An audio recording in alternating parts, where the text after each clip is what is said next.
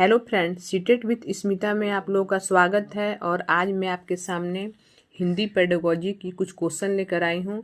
तो चलिए friends, start करते हैं। और आज का जो हमारा पहला क्वेश्चन है वो है निपुण क्या है। हमारे ऑप्शन है, यह विद्यालयी बच्चों के लिए शिक्षा का कार्यक्रम है। यह विद्यालय के बहुत छोटे बच्चों में साक्षरता, पठन और संख्या ज्ञान समृद्ध करने का कार्यक्रम है। यह विद्यालय के बहुत छोटे बच्चों में पठन और गणितीय कौशल विकसित करने का कार्यक्रम है। यह विद्यालय के बहुत छोटे बच्चों में देशभक्ति विकसित करने का कार्यक्रम है। तो इसका जो आंसर होगा वो होगा ऑप्शन नंबर 2। निपुण मिशन विद्यालय के बहुत छोटे बच्चों में साक्षरता, पठन और संख्या ज्ञात समृद्ध करने का कार्यक्रम है।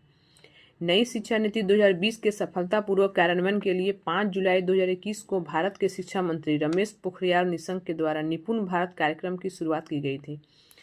यह भारत सरकार की एक महत्वाकांक्षी योजना है जिसका उद्देश्य है 3 से 9 वर्ष के आयु वर्ग के बच्चों को सीखने की आवश्यकताओं को पूरा करना है। इस योजना में बच्चे के समग्र विकास पर बल दिया जाएगा।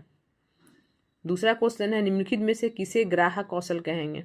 हमारे ऑप्शन है, ऑप्शन नंबर 1 पठन और श्रवण, 2 पठन और वाचन, 3 लेखन और श्रवण, 4 लेखन और वाचन।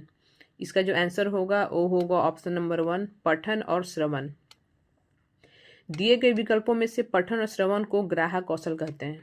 पठन का अर्थ होता है लिखी हुई सामग्री को पढ़ते हुए उसका अर्थ ग्रहण करना, अर्थात अर्थ एवं भाव को ध्यान में रखकर किसी लिखित भाषा को पढ़ना पठन कौशल कहलाता है।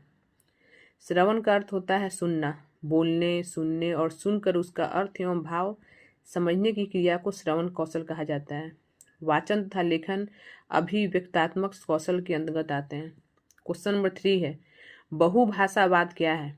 हमारे ऑप्शन है, ऑप्शन नंबर 1 विद्यालय में बहुत सी भाषाओं का अध्यापन, ऑप्शन नंबर 2 है कार्यालयी भाषा, सह कार्यालयी भाषा और अंग्रेजी का अध्यापन, ऑप्शन नंबर 3 है विद्यालय में शिक्षार्थियों की भाषाओं का शिक्षण अधिगम, ऑप्शन नंबर 4 है विद्यालय के रचनात्मक वर्षों में कम से कम 3 भाषाओं का शिक्षण।